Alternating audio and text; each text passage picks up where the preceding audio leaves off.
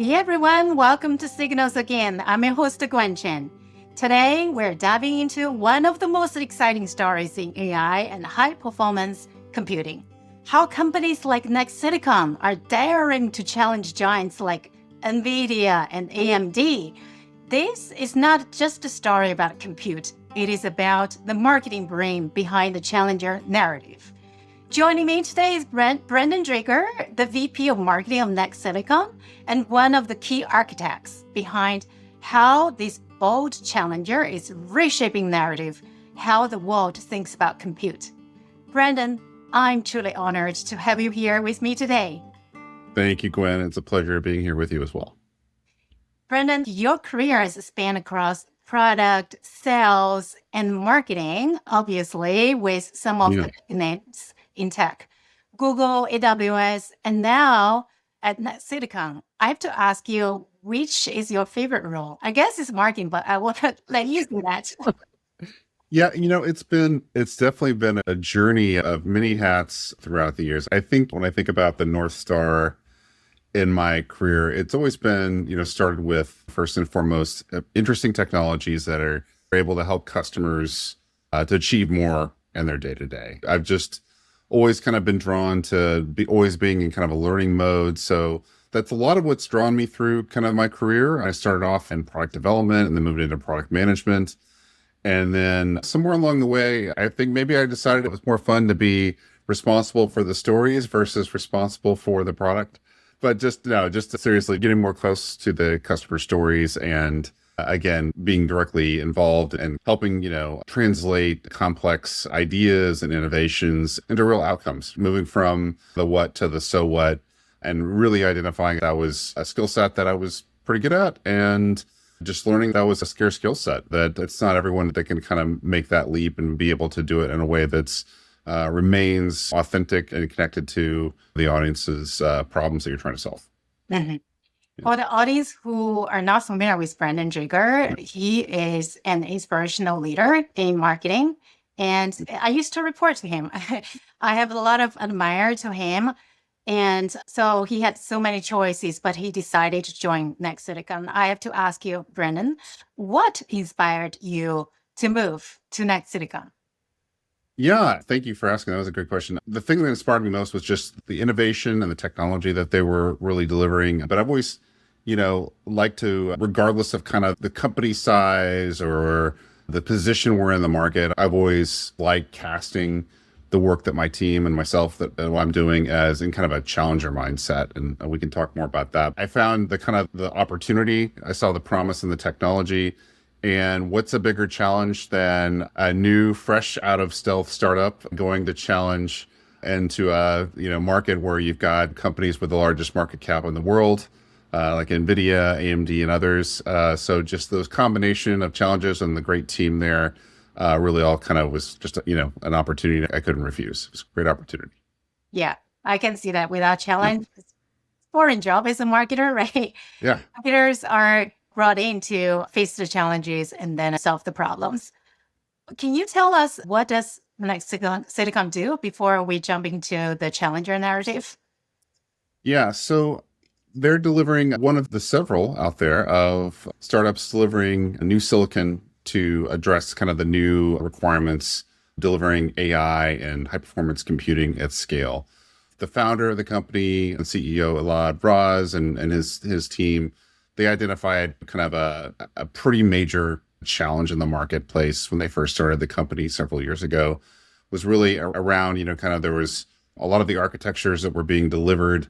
We're starting to see kind of the limits of their architecture. So believe it or not, the GPUs and the CPUs that were all kind of on top of mind and top of conversation so much today, they're actually all grounded in architecture called the von Neumann architecture, which was built about 80 years ago.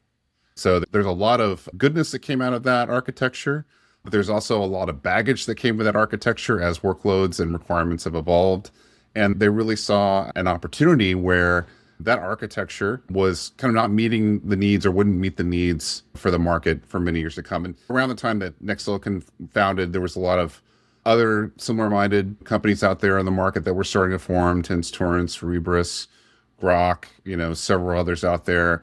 that we're seeing the same kind of problem statement and really like, hey, these architectures that have done so well for us and will continue to do well, maybe aren't, if we were going to design, take a blank sheet of paper and design a new architecture, maybe we do it slightly differently. So that was kind of a lot of the mindset that Elad and his team had when they first founded the company and really thinking about that problem. And essentially what they built is a software-defined data flow architecture. It's essentially a silicon architecture and software architecture that are very tightly integrated.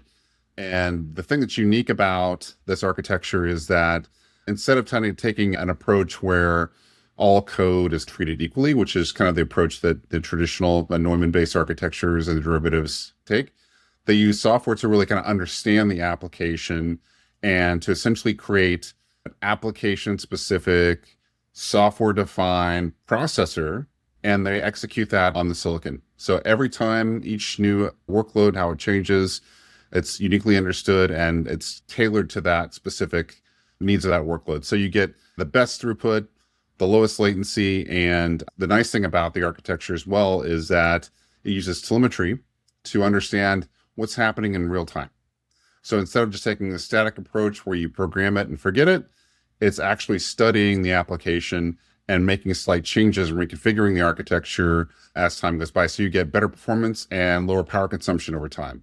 So net, what they've been able to solve is really kind of all those core challenges that we're seeing today being built up around GPUs, and that, again, they've been really excellent at the workloads that they've done for training. They're starting to see maybe a little bit of challenge in needing some specific specialization for being able to be better at inference.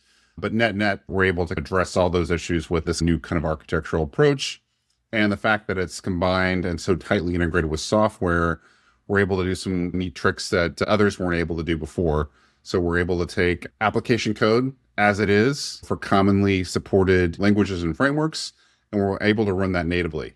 So the big hurdle we've seen over time for a lot of new architectures, particularly in the semiconductor space, has been the challenge of porting and getting past this really mature, decade plus old ecosystem for architectures like CUDA, et cetera, that have really made it difficult for customers who are on and dedicated to a particular architecture to try a new one. So we've obviated that problem and really solved all these kind of core developer problems to allow them to focus more on being able to have hardware architecture that adopts to their software, not the other way around. It's very exciting, but I wonder, like when you joined, Brandon, I believe it's back in 2024, how did you bring that concept, that technical complexity into a narrative that will enable maybe the sellers and BD?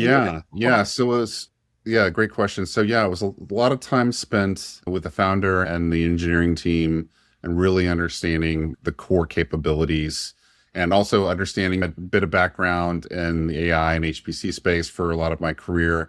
So I was already quite familiar with a lot of the core requirements and core problems, but also getting grounded in kind of the customer conversations that they were having as well, and really getting arms around what are the core problems, what are the core capabilities in the market that aren't being met, or the new requirements that they're going to be coming out.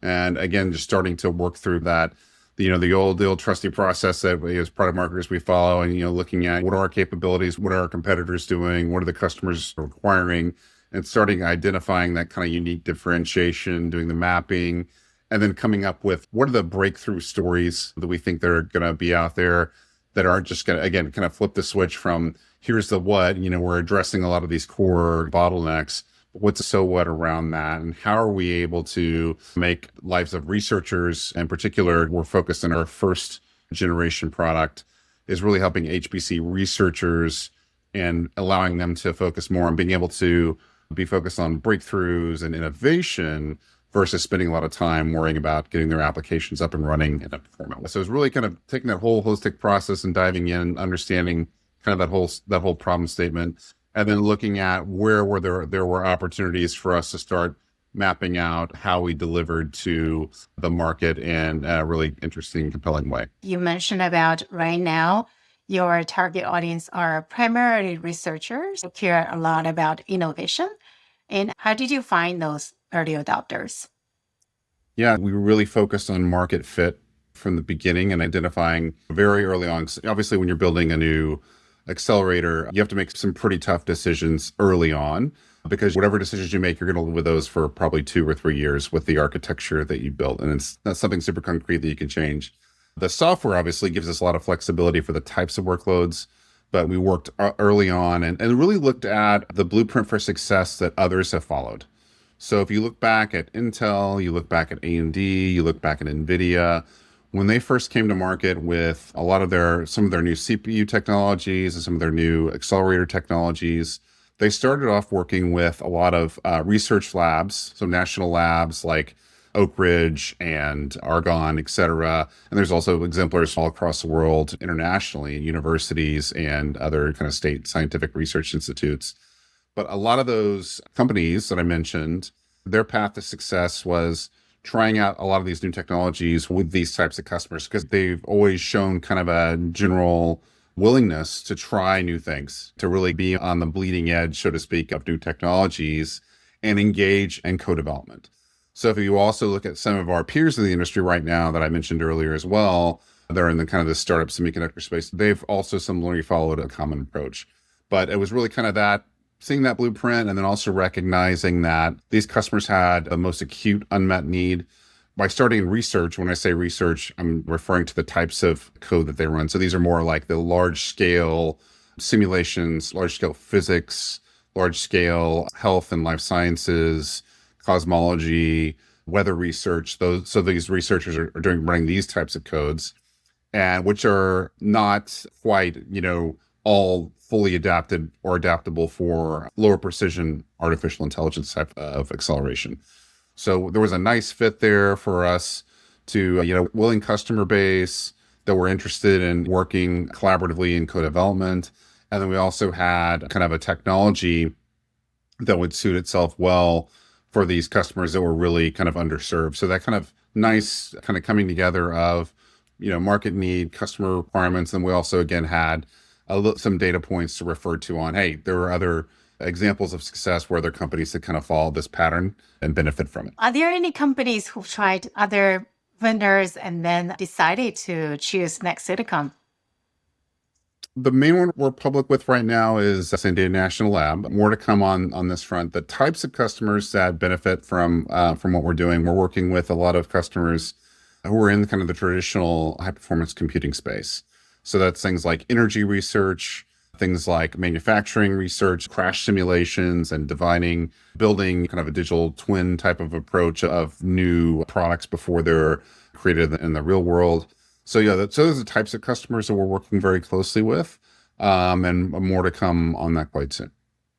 Exciting.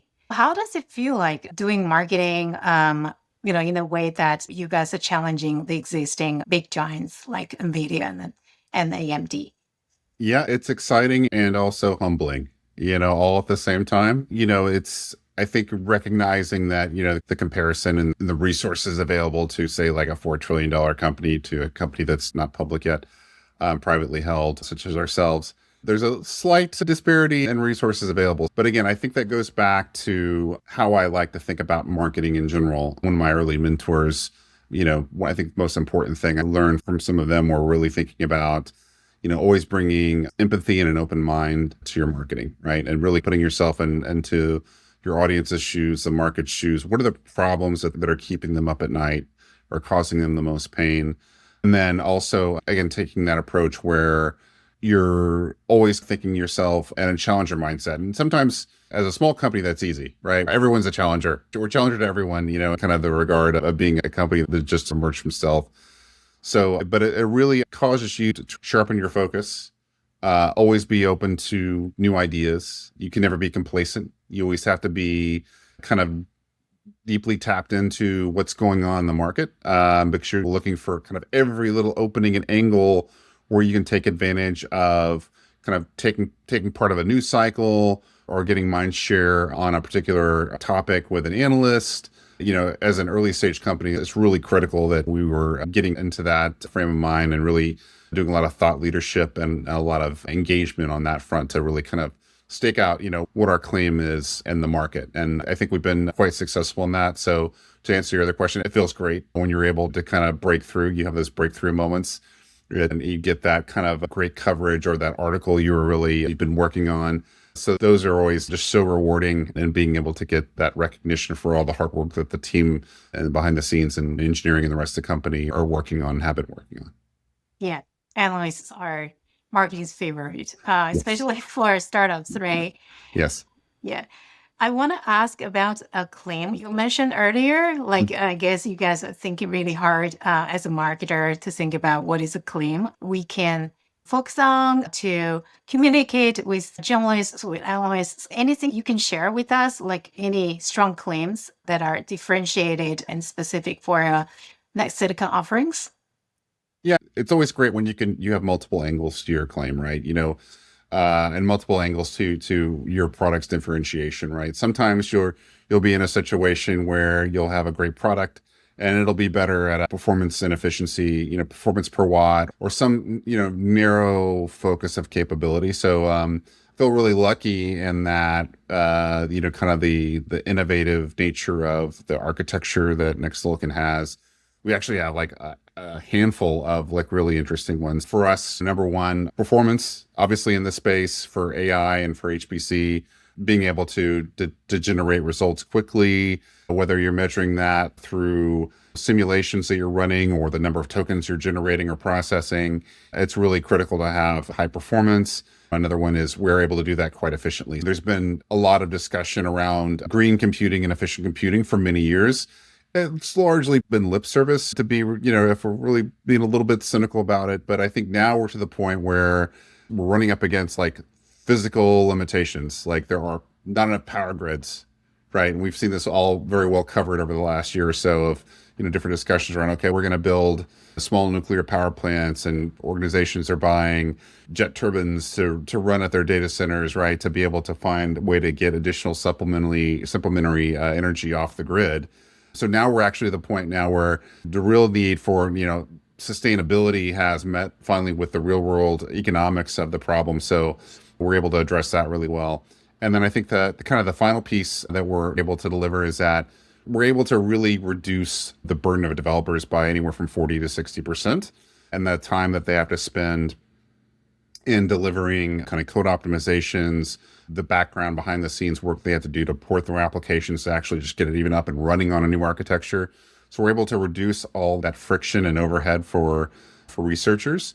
And then the final piece that we're still working to measure is that I think kind of the other challenge that many organizations have whenever they adopt a new architecture, whether it's the latest GPU from Nvidia, there's always kind of this nervousness around kind of future capability and what happens if, particularly in the space now where software is evolving so quickly, what happens when the next DeepSeek moment occurs?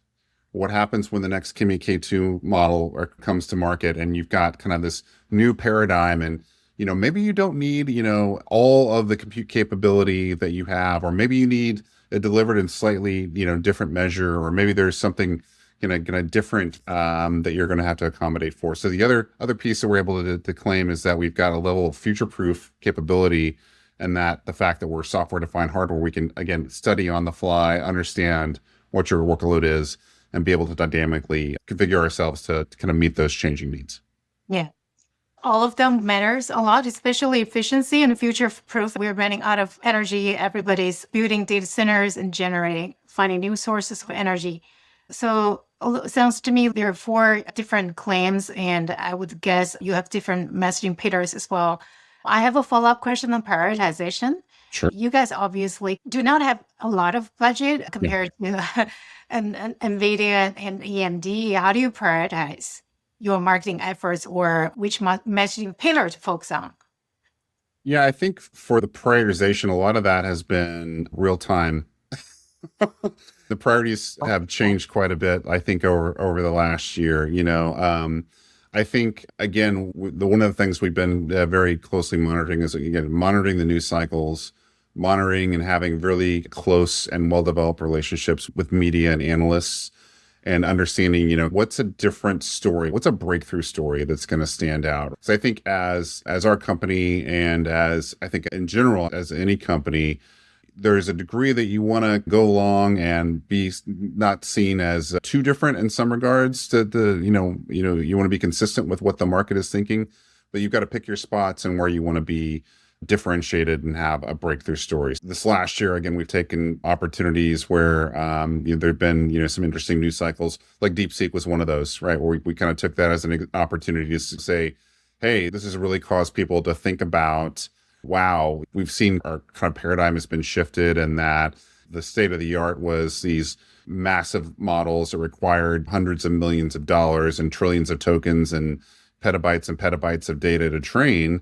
And now you've got someone, an innovator on the other side of the world that was able to deliver comparable capability with much greater efficiency. So, and again, different approaches and what they did there. So that was, again, real time. I think you've got to kind of keep a firm pulse in the market. And to me, this all goes back to the whole challenger mentality, is that you've got to embrace what, not just like what you thought, what your paradigm is, and having a consistent way of you're only thinking about something in one way, such that you don't get complacent and you're open to new information, and you can use that to help shape your story, and then also how you're reaching your audience with a version of that story, and also how you're evolving that story over time to kind of stay pace with the changing kind of dialogue that's going out in the market, and just really finding those ways to break through.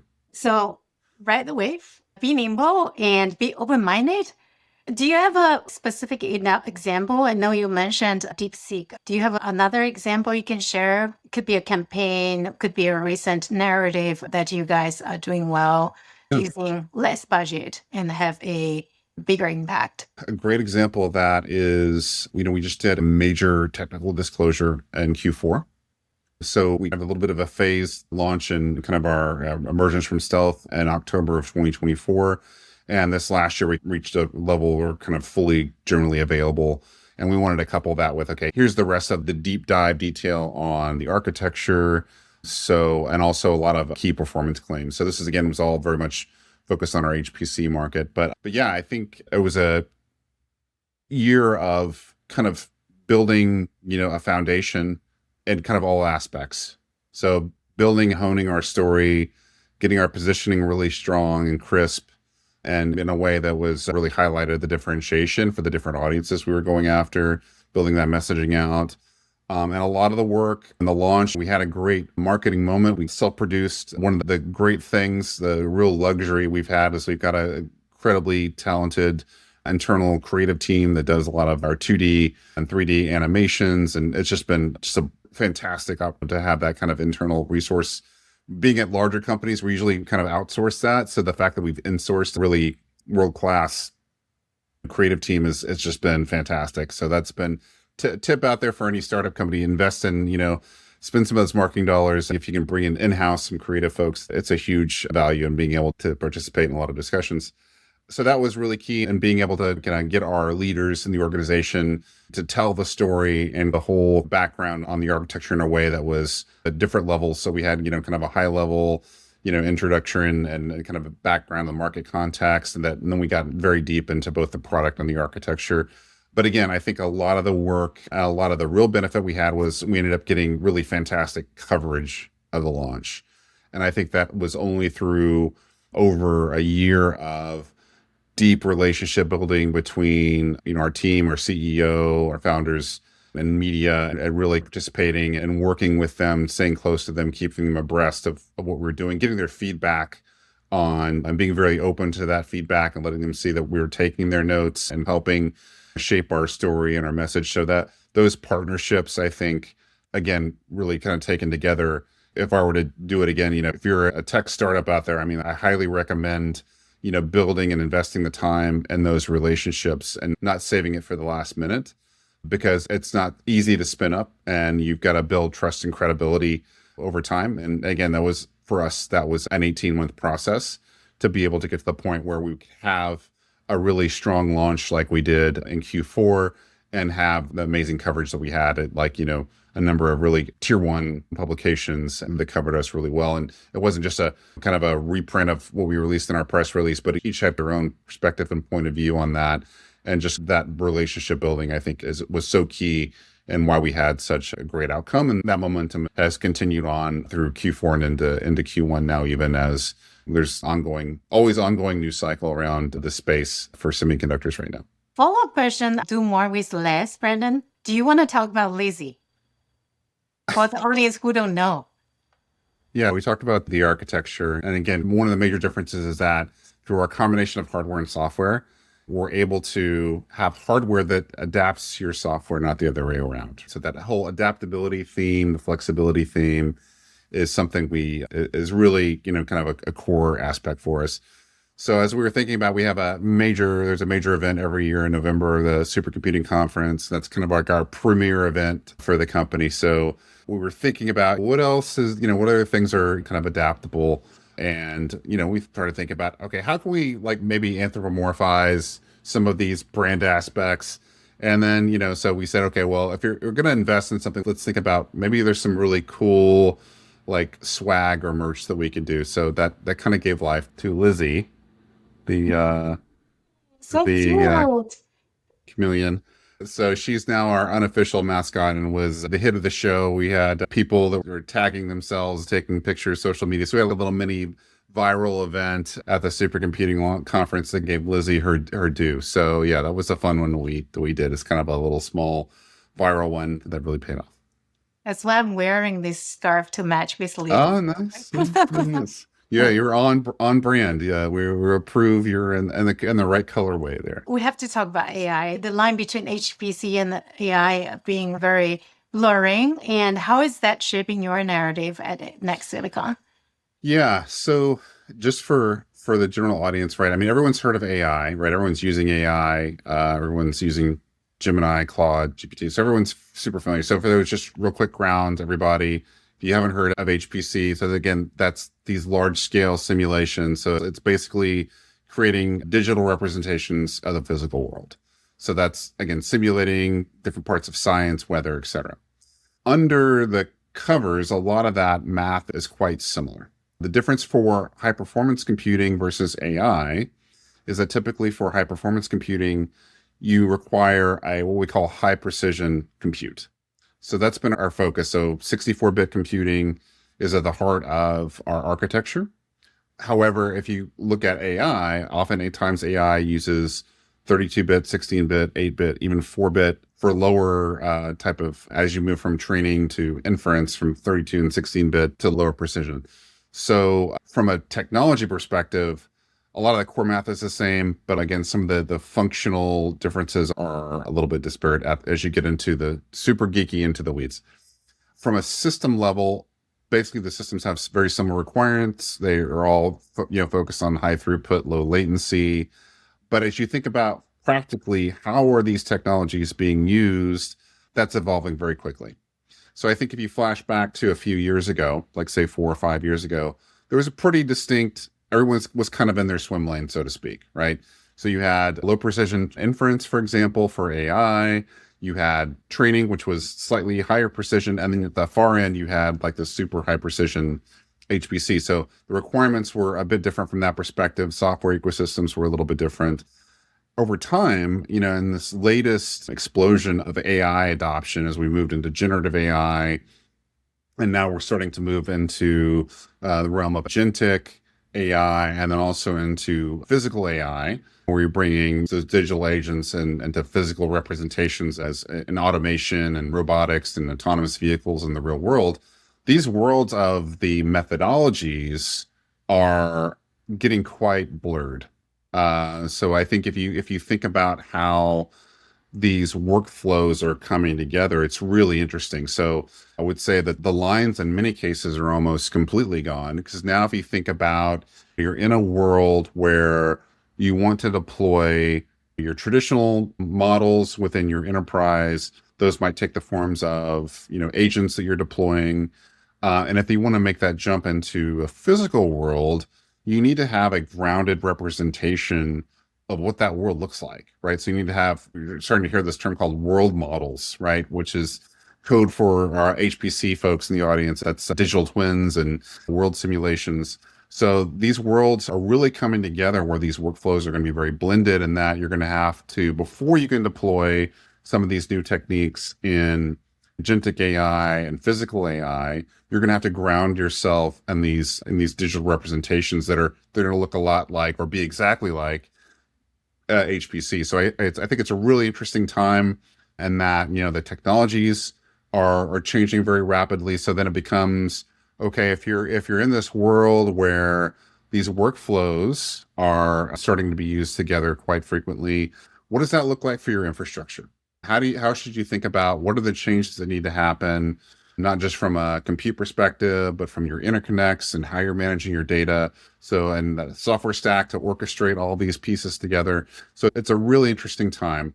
And again, I think that going back to, kind of what we're doing here at NextSilicon today at that level, to manage that heterogeneity and those differences requires a lot of software and orchestration.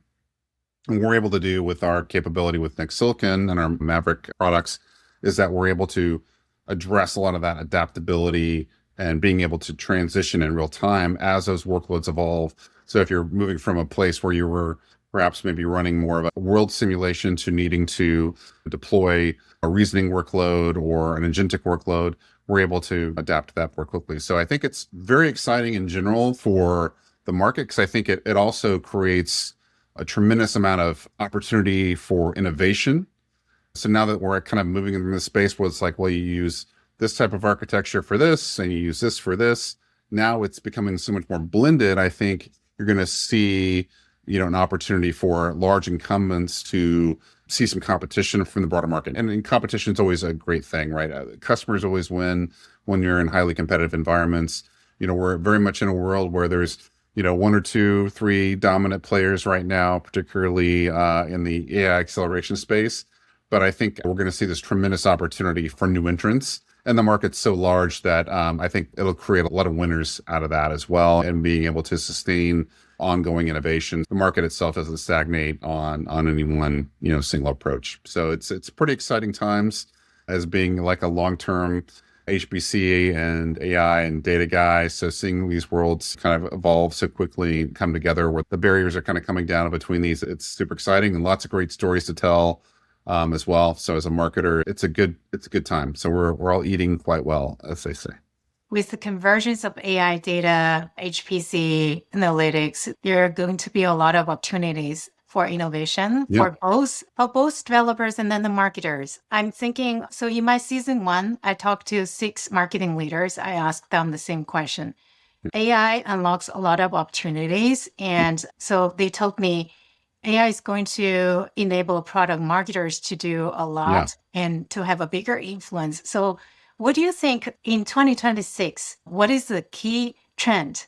No, that's a great question. So when I think about product marketing, right, I look at things very simply, right? My mental model for product marketing is that we essentially have 2 jobs, right? Don't tell your boss, but we essentially have 2 jobs. Our job is to move markets and to make markets, right? So, and that when we talk about moving markets, that kind of falls into the traditional discussion around how are you positioning, how are you messaging, how are you breaking through the noise, right? For customers to get the idea of, what's changed, why should I change, why your company, what's differentiated about what's going on. So all the traditional kind of things that we associate with marketing, product marketing. But I think that the new opportunity with AI is being able to have more time to do both of these jobs, right? And be able to really think about, okay, what is the market I'm in? And being able to really get granular about, okay, I don't want to just participate as a marketer in the market. I want to carve out my own piece. I want to define the field that I'm playing on. I want to architect it from the ground up to my advantage. And I think the opportunity that a lot of these new tools, particularly with AI, it's going to give people more capacity to do more. Now, more isn't always better. Because I think I see there's a lot of the term AI slop out there that I'm seeing. I see a lot of low effort, low quality content out there. Hey, for those of you doing this, like, do better, because you can use it in the right way and it helps you up. So I think, again, the tools should allow, we should all as marketers, like I'm again, old school, like every product marketer should also be a great storyteller, right? And that means you need to be able to write. but you don't need to necessarily write everything. There's things that don't require your expert attention all the time. And there's things that you can, again, now with AI tools, you can get an approximation of your writing style and things like that, where you can offload some of these activities. So I think that'll be the real trend for 26, and that helping product marketers spend more time in really architecting the field of play. And again, I think it's with AI, there's so much pressure in the system, an ability to very quickly customize and personalize experiences and stories for your audiences. So again, I think to me, that's why I think it's so important that at a macro level, you want to build out that battleground. But even within your audiences that you're trying to reach, you're going to have to spend a lot of time, I think, fine tuning and redefining what are those subfields of play. What's the next hill that you're gonna go after, on your battlefield, so to speak, as a marketer. And I think AI is really going to enable in 26 for us to spend more high quality time and doing that kind of thing, spending more time again with colleagues, spending more time with our customers, and and really understanding, kind of getting more embedded with them. So to me, I think that's the real value of AI for used properly, is to find the things that you can automate to take off your plate, but at the same time, that'll free you up to give you that higher quality bandwidth to do more of that, like, ground level architecture and then the relationship building. Well, not just writing style, not just for the sake of writing, but writing high quality content, Yes. personalized to your target audience. I think it was a Wall Street Journal or New York Times article, like in late November, early December. They were talking about the hot new job title in marketing is storyteller, right? Wall It's Street like, Journal. well, yeah, we've all, for those of us who've been doing this a while, it's like, yeah, we agree. Yeah, it's storytelling. It's like the hottest, coolest job around, and being able to, again, it's not about quantity, which I think a lot of people are kind of equating to, hey, I've got AI now, I can just mass produce LinkedIn posts and content every day. But it's really more about, no, it's like that connection, like being able to, as a storyteller, I think the best stories are the ones that are authentic, that speak to lived experience, and that, again, go back to, I think, what the heart of every great marketer needs to be, is that you've got to be grounded in empathy, right? And I think, again, I always probably over romanticize the kind of the future capabilities and benefits of technology. So, I've always got like a kind of a more of a utopian than a dystopian view of like where all this technology is leading us. So I believe that if used properly, I think, it will allow more time and to let that kind of empathy shine through, and being able to, again, really connect. And I think people are really hungry I think we're all kind of, again, I talk to peers and colleagues, and we're all just like, gosh, I need an AI to filter out all the slop that I'm getting. Because right now it's like 1 out of 50. And you get that one breakthrough article or piece that somebody wrote, and you're like, oh, finally, it hits really hard when you get that high quality stories that break through. So again, yeah, I think it's exciting times for us storytellers. Love to talk about technology and finding a way to break through. Yeah. Yeah. That makes me think, at the beginning of the COVID, a lot of people are moving from in-person to virtual meetings. And Yeah. there was a lot of feedback from the events team saying that, there's a Zoom fatigue. We have back-to-back Yeah. meetings. We can't have, and traditionally we could have in-person conferences for a week long, but then on online conferences, you can't have week long. I think right now we are entering into a AI slop fatigue. We are just seeing so much content written by AI and not authentic, to your point. And we really appreciate the high quality content as opposed to AI slop. Yeah, I think we've all been in the desert for too long, and we're all dying for a good cold drink right now. So yeah, I think that's really true. And yeah, and I think too, right, you always see, like, historically there's always been kind of these periods of like where you have a major wave of technological breakthrough. There's often a period of humanism and romanticism that follows that. So I think we're going to be in that period now, where we're kind of in this wave this last year of just deluge of people trying to figure out, like, what can this technology do? How can I use it? And, it's just been like not as purposeful and mindful as it probably should be. So now I'm hoping the 26 will be in this shift now. It's like, okay, you've gotten your sillies out, right? You've played with your new toy a little bit. Now you're going to use it more as a tool versus a toy, and to really get back to like what matters most, and like being able to free people up to spend the quality, focus, and time on the things that matter most. Yeah. It's a phase of trial and error. It takes time for you to learn how to work with AI, how to redefine your work with AI, right? I just came out of CES at Las Vegas, and Samsung has a very interesting tagline called AI Companion for Living. Mm-hmm. So we're living with AI. We're all trying to figure out what our work will be like with AI. I think that's right. And I think that's a thing that I'm hopeful that we'll all get back to in 26. I think there's been a lot of focus on the technology, right? And a lot of, I'll call it navel gazing, right? Of people being very obsessed with like, okay, how many tokens per second, how many, and that's all very important, right? Kind of technical grounding. But I think for that next wave, for people like for us, for this, there to be continuing follow through, I think you've always got to get back and ground, how are we accelerating, human potential? How are we enabling people to be, again, kind of better at what they're doing? And I think that's my hope for 26, along with many others. But from a professional perspective, and then 26, I'm hopeful that the more people embrace that kind of approach, and that how are we augmenting humans with this new technology? Well, I will let you go, Brandon. Thank you so much. For folks who want to follow NextSilicon, where can they go? You can go to nextsilicon.com, and also all your socials. Similarly, NextSilicon, one word, all one word. There's not an error, there's not a space there. So yeah, we will be lots of exciting news coming out this year with customers and some more product roadmap and things like that. So yeah, it's an exciting time to be in this space. And it was great being with you as always, Gwen. Thank you for the time today. Thanks.